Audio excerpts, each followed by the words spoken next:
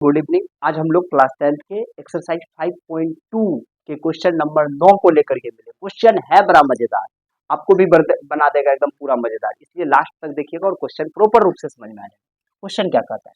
कहता है यदि किसी एपी के, क्या कहता है, यदि किसी एपी के तीसरे और नौवे पद, यानी कि तीसरा और नौवा पद क्रमशः 4 और -8 है, यानी पहला जो है वो तीसरा है और नौवा जो है क्या है, -8 है। तो किसी एपी का तीसरा पद जो है वो 4 है और नौवा पद -8 है। नौवा पद क्या है बउआ? -8 है। तो इसका कौन सा पद शून्य होगा? कौन सा पद शून्य होगा, मतलब कि कौन सा पद शून्य होगा? n बराबर हम लोगों को दे दिया है शून्य, तो पूछ रहा है पदों की संख्या। पदों की कम्मा पद जो होगा वो शून्य होगा। 20वां पद होगा कि 18वां पद होगा कि 16वां पद होगा, वही बात पूछ रहा है। तो सबसे पहले ए तीसरा को क्या होगा?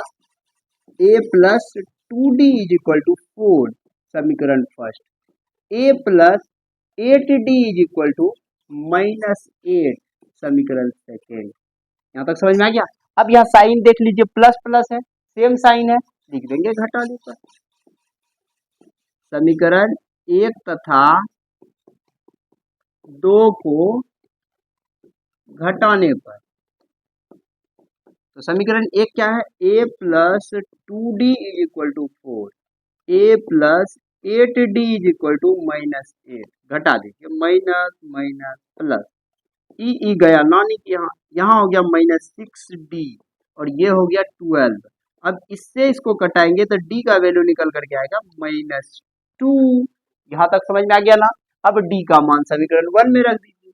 d का मान देखिए भैया, यहाँ हो गया ना, d निकल गया, तो d का मान क्या करना है? d का मान समीकरण 1 में रखने पर, ठीक है।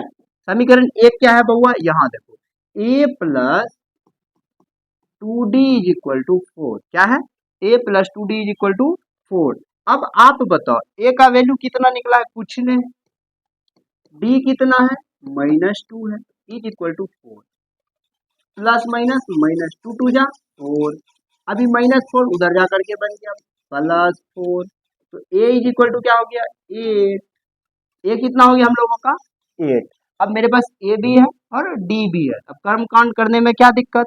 हमको कहा कौन सा पद शून्य होगा, कौन सा पद शून्य होगा? फटाक से लगाएंगे, an बराबर a plus n minus 1 into D.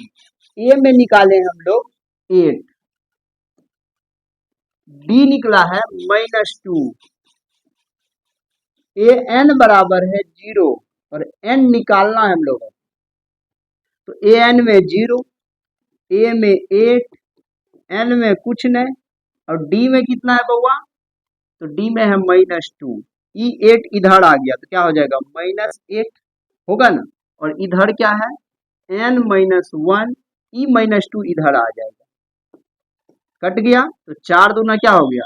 8 बराबर n -1, n बराबर हो जाएगा 2 + 1, n इज इक्वल टू हो गया 3, यानी तीसरा पद जो होगा इसका, तीसरा पद शून्य होगा।